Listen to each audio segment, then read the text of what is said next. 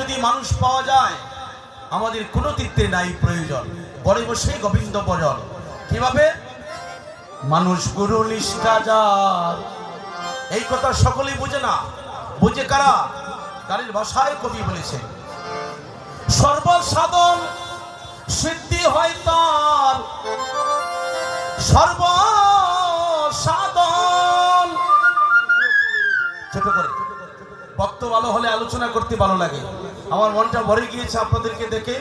যেমন ফুল সজ্জায় সজ্জিত করে আজ এই সেবা সঙ্গনে নববৃন্দাবনে সাধু বৈষ্ণবরা কৃষ্ণ প্রেমের লোভে তারা অপেক্ষা করতেছে।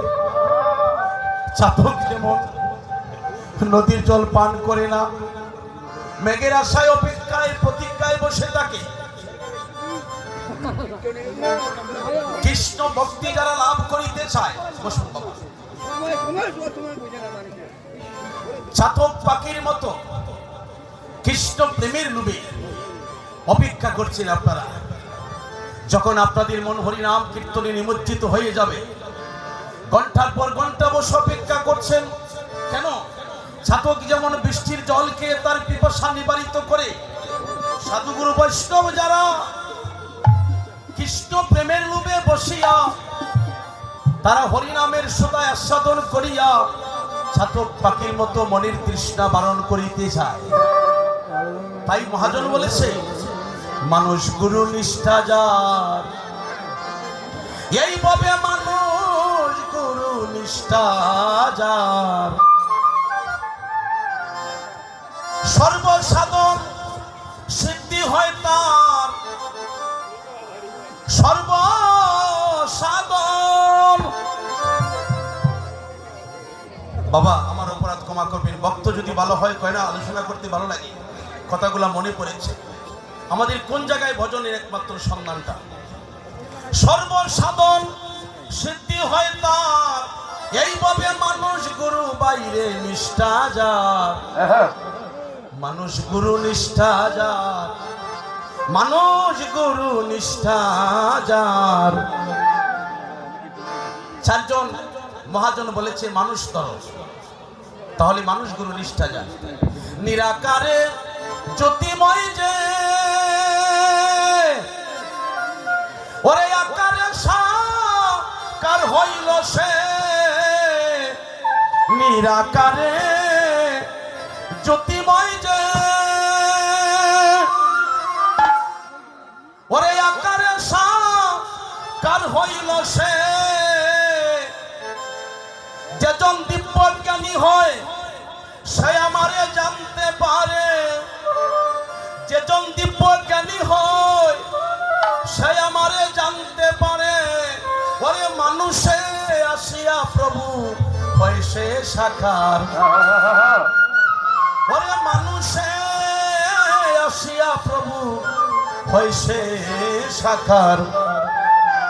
মানুষ গুরু নিষ্ঠা যার, এইভাবে মানুষ গুরু নিষ্ঠা যার। সব দিকে লক্ষ্য করে দেখুন, এই বসুন্ধরা রেখেছে সাজাইয়া। কার সৃষ্টি? নদী কিংবা বিল বাহন কয়, ওরে সর্বস্থলে একই একজন।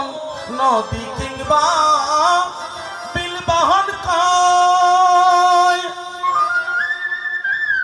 ওরে সর্বস্থলে একই একজন। একই গুসাই তিনি পীরের সর্বটাই, একই গুসাই ওরে পীরের সর্বটাই। কলিযুগে হইল আমার গৌর অবতার। একটু জোকার দিবেন। হইল আমার গৌর অবতার, আরে কলি যুগে, কলি যুগে, কলি কলির যুগে হইল আমার গৌর অবতার।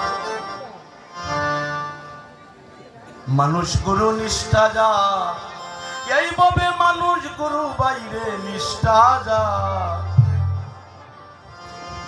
আমি বলতে পারছি না, রাম ভক্ত হনুমান বুক ছিঁড়ে রাম সীতাকে দেখালো, আমি মানুষ খুলে জন্ম নিয়ে আমি কি করলাম? সবার উপরে যদি মানুষ সত্য হয়, সমস্ত শাস্ত্রে যদি বলে মানুষ শ্রেষ্ঠ জনম, মানুষের করিলাম কি? মানুষ হইয়া জন্ম লইয়া, মানুষ হইয়া জন্ম লইয়া ভাসেতে ডালিলাম কি? ওরে মন আমার মানুষের করিলাম কি? মানুষ খুলে জন্ম নিলে মানুষ বলা যায় না তারে, যদি তার মনুষ্যত্ব হারিয়ে ফেলে। মানুষ কারা ছিল? মহাজন পদে বলেছে কলিযুগে হইল গৌরবতা, তিনি তো মানুষ রূপী আসছিলেন এই হরিনাম প্রচার করার জন্য। কত জায়গায় কত স্থানে মহাপ্রভুকে আঘাত করেছে, কত স্থানে দয়াল নিত্যানন্দকে কলসের কাদা দিয়ে মাথায় ভারী মেরে তার উদির পড়েছে। কবি বলেছে মারে চোষ ভাই আমার দুঃখ নাই, কিন্তু একবার বদন পরে জগাই মাতাই হরিবল হরিবল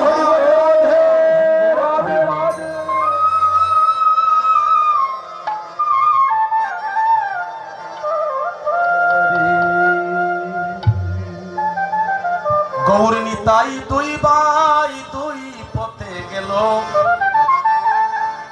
নিমাই সন্ন্যাসী হলো, নিতাই সংসারবাসী হলো। সকল শাস্ত্রী মহাপ্রভু বলেছে তোমরা আমার মতো সন্ন্যাসী হয়ে মা বাবাকে দুঃখ দিও না,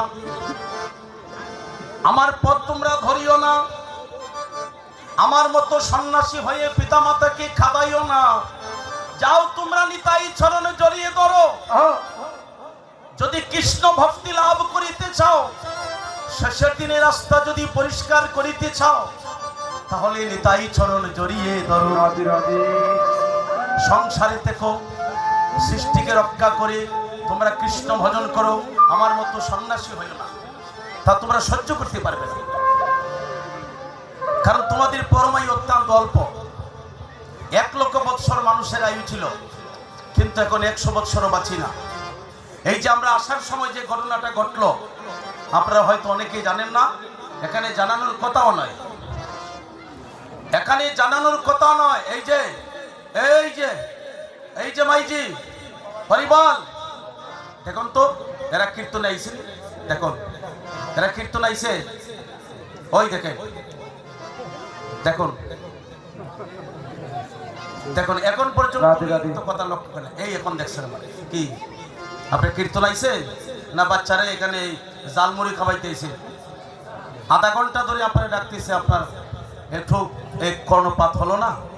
এখানে হাজার মানুষ বসে কাঁদতেছে, আর আপনি বাচ্চারে জালমুড়ি হাতে দিয়া চিপস হাতে দিয়া খেলতেছেন। এটা খেলার জায়গা?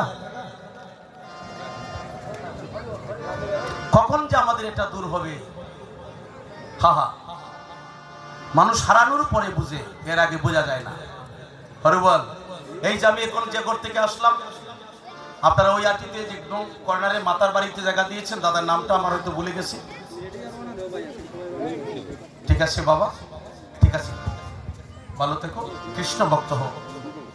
ধর্মপুত্র যুধিষ্ঠির মহারাজ বলেছিল মা 10টা সন্তানই প্রয়োজন নাই, একজন কৃষ্ণ ভক্ত সন্তান তোমরা জন্ম দেও।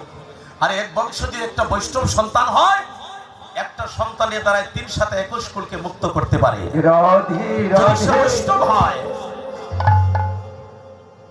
আমি যে বাড়িতে আছি ওই আটির একদম কর্নারে মাতার ঘরটা, এই মালিকের নাম কি? আমি যে ঘরে আছি, হ্যাঁ জ্যোতিষ বাবু, একসাথে তিলক করলাম। জগদীশ না না, একদম ওই কর্নারে বাড়ি। আমাদের জগদীশ প্রভুর কথাটা আমি কাল অধিবাসে বলেছিলাম। উনি যেদিন আমার বাড়িতে যাইতেন, ওনার ছোট ভাই মারা গিয়েছে। হ্যাঁ, ওনার কথা নয়, এটা তো কালকের ঘটনা, কালকে বলেছিলাম। আজকে যখন আসতেছি একসাথে বাড়ির এই মাইজি মাতা যে সাথে বলছে বাবা চলো তোমাদের সাথে আমরা কীর্তনে চলে যাব। ওনার স্বামী মনে হয় এখানে ছিলেন। ঘটনাটা এমন ভাবে হলো, জিতেন্দ্র সরকার, ঠিক আছে, ওনার স্বামী মনে এখানে ছিল, আর স্ত্রী ভিতর বাড়িতে আমাদের সাথে ছিল। যেমন শিবাস বার বাড়িতে কীর্তন করেছিল, ভিতর বাড়িতে তার স্ত্রী সবজি কেটেছিল। বার বাড়িতে শিবাস কীর্তন করে আর কীর্তনের দিন ভিতর বাড়িতে তার পুত্র মারা যায়। আজকের ঘটনাটা এইরকম হয়ে গেল। ওনার স্বামী মনে একানে ছিল, আর উনি আমাদের সাথে বলছে দাদা চলে একসাথে চলে যাব। আমি বলছি ঠিক আছে, আমরা তিলক করছি, চলো আমাদের সাথে চলে যাই। এর মধ্যে একটা ফোন আসছে খৈরা থেকে। ফোনটা আসতে উনি কাঁদতেছে। আমি বললাম কি হলো? বলছে দাদা আমি প্রস্তুত হলাম তোমাদের সাথে কীর্তনে যাব, কিন্তু এইমাত্র ফোন আসছে আমার বেয়াই